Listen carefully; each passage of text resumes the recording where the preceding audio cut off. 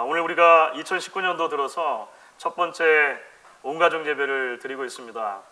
올 한 해 동안 우리 목양 공동체에 속한 모든 각 가정들마다 하나님께서 주인 되어 주시는 가정 될 수 있기를 축복합니다. 복의 근원이신 하나님께서 주시는 참된 은혜가 여러분들 모든 가정들에 풍성하게 임할 수 있기를 다시 한번 주의 이름으로 축원합니다. 감사합니다. 한 목사님께서 신앙생활과 관련해서 이런 이야기를 하셨습니다. 우리의 신앙생활이란 하나님의 마음을 기본 의무로 해서 우리의 인생 전체를 조율해 가는 과정이다, 이렇게 얘기했습니다.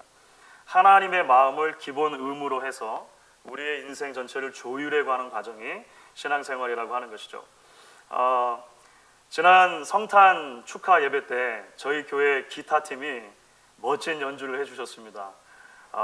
정말 2달 정도 연습했다는 것이 믿어지지 않을 정도로 참으로 아름다운 연주를 해주셨던 것이 지금도 기억에 생생합니다.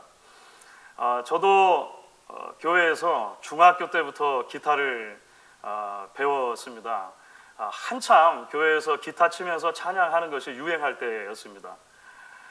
그래서 쫓아다니면서 열심히 배웠던 것 같아요. 그런데 기타를 처음 배우면 아주 어려운 부분이 하나가 있습니다.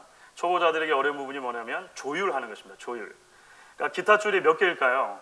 우리 기타 팀들 기타 줄이 6개거든요. 6개를 이제 미라, 레, 솔, 시미 이렇게 음을 조율을 해야 기본적으로 거기부터 그 연주가 가능한 거거든요. 그런데 처음에는 그게 초보자들에게 쉽지 않습니다. 그래서 그 조율하는 법, 기타 줄 맞히는 법 배우느라고 한참 시간이 걸렸던 것 같아요.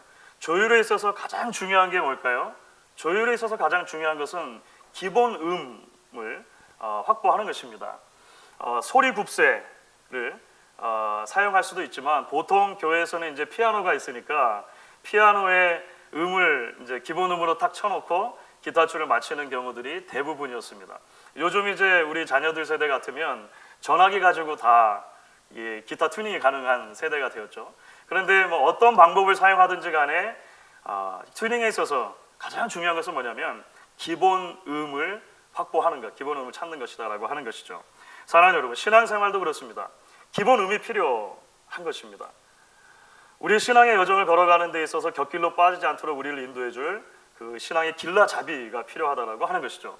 말씀드렸던 것처럼 우리 신앙에 있어서의 기본 음은 무엇인가? 하나님의 마음이라고 할 수가 있을 것입니다. 내 마음대로 믿고 내 마음대로 살아가는 것은 그래서 신앙생활이라고 할 수 없는 것이죠. 이 세상의 얄팍한 지혜나 처세술 따라가는 것도 신앙생활이라고 할 수는 없을 것입니다. 신앙생활은 우리를 향하신 하나님의 뜻을 이해하고 그 하나님의 뜻을 따라 살아가는 삶이 될 것입니다. 말씀드렸던 것처럼 하나님의 마음을 기본음으로 해서 우리의 삶을 조율하는 것, 그것이 신앙생활의 아주 기본적인 핵심이 된다는 것입니다. 그런데 여러분, 여기서 또 하나 중요한 게 있습니다. 그것은 뭐냐면요, 조율이라고 하는 것이 한 번으로 끝나는 게 아니라는 거예요. 기타를 쳐보신 분들은 이해하실 텐데요, 6개 줄을 어쨌든 잘 맞춰놓고 기본 코드, 제가 제일 자신 있는 코드를 하나 딱 잡고 드르릉, 처음에 한번 그 쳐봤을 때 그 기분, 이게 말로 다 할 수 없습니다. 너무 좋아요. 그런데 그것으로 그냥 끝나는 게 아닙니다. 시간이 지나면 반드시 기타 줄이 풀리게 되어 있습니다. 그렇죠?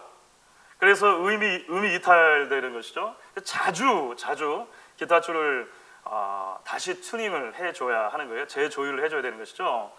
모든 악기가 아마 마찬가지일 것입니다. 거의 대부분의 악기들이 이런 과정을 겪어야 하는 것이죠. 신앙생활도 마찬가지라고 하는 것입니다. 그러니까 하나님의 마음을 기본 음으로 해가지고 우리의 삶을 조율하는 것은 한 번으로 끝나는 게 아니라고 하는 것입니다. 어떨 때는 잘 맞는 것 같아요. 어떨 때는 하나님의 기본 음에 우리 인생이 잘 맞는 것 같아요. 그런데 시간이 지나면 곧 이탈되고 마는 것이 우리의 죄악된 본성이라고 하는 것입니다.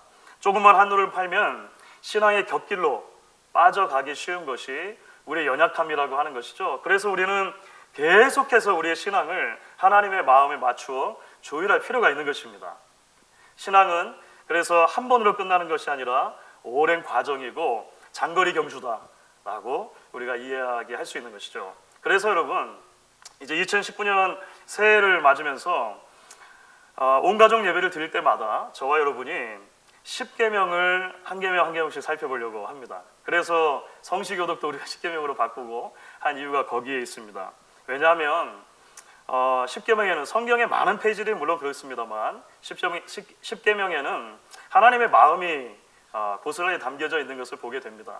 우리는 10계명의 말씀들을 통해서 하나님이 어떤 분이신가, 그리고 그 하나님이 우리에게 원하시는 나는 어떤 모습인가 라고 하는 것을 보게 되는 것이죠. 초두에 제가 인사 말씀을 드리면서 여러분들의 각 가정이 하나님의 주인 되어주시는 가정이 되기를 축복을 해드렸습니다. 그야말로 복의 근원이신 하나님 안에서 주시는 그 풍성한 은혜가 올 한 해 동안 여러분들에게 넘치기를 제가 축원을 해드렸습니다. 올 한 해 우리가 10계명의 말씀을 함께 나누는 동안 하나님의 마음에 우리 온 가정의 삶이, 우리 한 사람 한 사람의 삶이 조율되어지는 놀라운 역사가 있기를 간절히 소망합니다. 그렇게 될 때 정말로 우리 가정의 주인이 하나님 되어주시는 역사가, 복의 근원이신 하나님께서 우리에게 주시는 풍성한 은혜를 우리 모두가 다 누리는 역사가 있기를 주의 이름으로 간절히 축복하겠습니다. 오늘은 이제 우리가 첫 번째 계명을 그래서 잠시 살펴보려고 해요. 여러분, 10계명의 첫 번째 계명이 무엇입니까? 너는 나 외에는 다른 신들을 내게 두지 말지니라.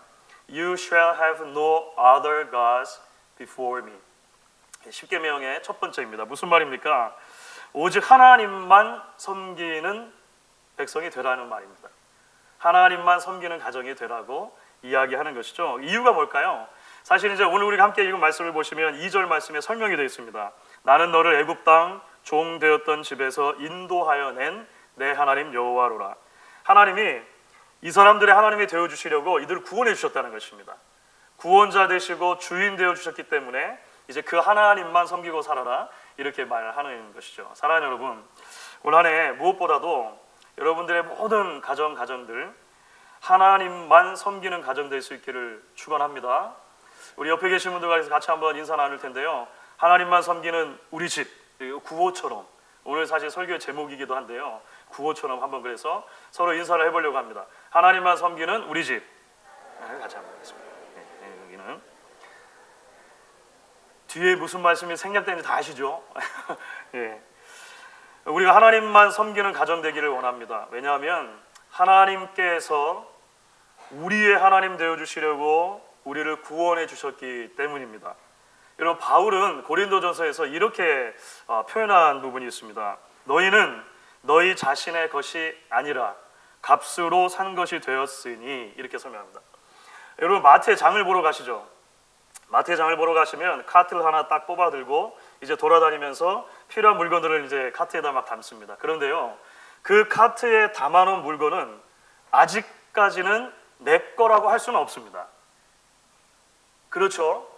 왜냐하면 아직 값을 치르지 않았기 때문에 그래요. 카트에 있는 거 과자 봉지 하나 뜯어가지고 장 보면서 그래서 먹을 수 있습니까? 그러면 안 돼요. 안 됩니다. 배추를 반을 쩍 갈라가지고 속을 들여다볼 수 있습니까? 그러면 안 돼요. 왜냐하면 아직까지는 내 것이 아니기 때문에 그렇습니다. 그런데 여러분이 계산대에 가서 돈을 지불하고 이것을 페이하는 순간 이 모든 것들이 내게 되는 거예요. 정말로 내게 되죠. 그렇게 되면 그 다음부터는 그 물건을 가지고 뭘 하시든지 간에 누가 뭐라고 하지 않아요. 주차장까지 가는 동안에 과자 봉지를 뜯어서 과자를 먹어도 아무도 뭐라고 하지 않습니다. 사과 하나를 봉지에서 꺼내서 쓱 닦아 먹어도 직원들이 나와가지고 아니 어떻게 이렇게 어울리지 않는 일을 하십니까? 아니, 왜 이런 일을 하십니까? 묻는 사람이 없다는 거예요. 왜냐하면 내 것이기 때문에 그렇습니다. 값을 지불해야 내 것이 된다라고 하는 것이죠. 하나님께서 저와 여러분을 구원하시기 위해서 값을 지불하셨다라고 성경이 말하는 것이죠. 도대체 어떤 값을 지불하셨을까요? 베드로전서 말씀을 보시면 하나님께서 우리를 위해서 이렇게 값을 지불하셨다라고 이야기를 합니다. 너희가 대속함을 받은 것은 은이나 금같이 없어질 것으로 된 것이 아니요 오직 흠 없고 점 없는 어린 양 같은 그리스도의 보배로운 피로 된 것이라. 하나님의 아들인 예수님께서 십자가에 흘리신 그 귀한 보혈이 우리를 죄 가운데 사주시는 값이 되었다는 것입니다. 하나님께서 그렇게 우리에게 값을 치러주셨다라고 하는 것이죠. 그러면 우리는 누구의 것입니까? 우리는 하나님의 것이라는 거예요. 우리는 우리 자신의 것이 아니라는 거예요. 마음대로 살 수 없다는 거예요. 하나님께서 우리를 핏값 주고 사주셨으므로, 소유해 주셨으므로 우리는 그래서 그 하나님만을 하나님으로 섬기고 살아야 하는 것이다. 그렇게 성경이 이야기를 하는 것이죠. 그렇다면 여러분, 우리가 하나님만을 섬긴다고 했을 때 조금 더 구체적으로 그것은 무엇을 이야기하는 걸까요? 여러분, 오늘 1계명을 자세히 다시 한번 보시면 이렇게 기록이 되어 있습니다. 너는 나 외에는 다른 신들을 내게 두지 말지니라. 너는 나 외에는 다른 신들을 내게 두지 말지니라. 가만히 살펴보니까 1계명이 너는 나만 섬기라 이렇게 말하지 않고 어떻게 말하냐면 너는 나 외에는 다른 신들을 내게 두지 말라라는 방식으로 하나님만 섬기라고 하는 것을 이야기를 합니다. 무슨 말입니까? 우리를 구원하신 하나님 이외에 다른 어떤 것도 하나님 자리를 대체하지 않도록 만들라는 말이죠. 우리 마음속에 하나님의 자리를 다른 것으로 바꾸지 말라, 이렇게 아마 이해를 할 수 있을 것 같습니다. 아마 1차적으로는 10계명의 1차적인 컨텍스트 안에서 보면 이방의 신들, 우상들을 먼저는 말할 수 있을 것입니다. 그렇죠? 애굽의 신들이나 가나안의 여러 신들을 말할 수 있을 거예요. 그런데 조금만 더 깊이 생각해 보면 사실은 그 모든 신들을 통해서 투영되는 사람 마음에 있는 모든 욕망과 모든 욕심과 두려움과 이런 이 불안함들, 이 모든 것들이 투영되어 있다라고 아마 생각하시면 될 것 같습니다. 엄밀히 말해서 하나님만이 영원부터 영원까지 존재하시는 유일한 하나님이십니다. 애굽의 신들이나 가나안의 신들이나 사실은 실제로 존재하는 신이라고는 할 수 없어요. 그것은 사람들 마음속에 있는 욕망과 두려움과 쾌락이 투영된 것입니다. 농사가 잘 되기를 바라는 마음, 그렇죠? 비가 적당한 시기에 적당하게 내려주기를 바라는 마음, 다산의 축복이 있기를 바라는 마음, 불안한 미래를 내가 좀 컨트롤해보고 미리 알아보고 싶은 마음들이 그들이 섬기는 여러 신들로 드러나는 거예요. 때로는 나일 강을 섬기기도 하고, 때로는 송아지를 섬기기도 하고, 때로는 바알과 아세라를 섬기기도 하는 모습으로 투영돼서 나타나는 것이죠. 그런데 놀라운 일이 있는 겁니다. 뭐냐면 한 사람의 마음속에 우리를 구원하신 하나님의 자리에 그런 욕망과 쾌락과 두려움들이 대체가 되고 나면 실제로 그것이 우리에게 하나님 노릇한다는 거예요. 실제로 한 사람의 인격을 지배하기 시작합니다. 실제로 한 사람의 삶을 지배하기 시작하는 거예요. 우상은 그렇게 만들어지는 것입니다. 그렇게 만들어지는 것이죠. 독일의 그 유대계 철학자가 있는데요, 발터 베냐민이라고 하는 철학자가 있습니다. 이분이 돈의 위험성에 대해서 이렇게 말한 적이 있어요. 돈의 위험성에 대해서 돈은 우리에게 유사 전능성을 보장하는 능력이 있다. 돈이 우리에게 유사 전능성을 보장해 준다는 게 무슨 말이냐면 돈이 자꾸 우리에게 말한다는 거예요. 나만 가지면 전능할 수 있다 라고 이야기한다는 거예요. 소위 얼마 전부터 계속 한국사에 일어나는 갑질의 문화가 그런 거 아닙니까? 그렇죠? 돈을 가진 것하고 다른 사람을 무시할 수 있는 권리가 있다는 것은 전혀 다른 말이잖아요. 그런데 그 돈이 무엇인가 유사 전능성, 약간 가짜이긴 하지만 전능성을 자꾸 부여해준다라고 하는 거예요. 그런데 여러분, 사실 돈만 그렇습니까?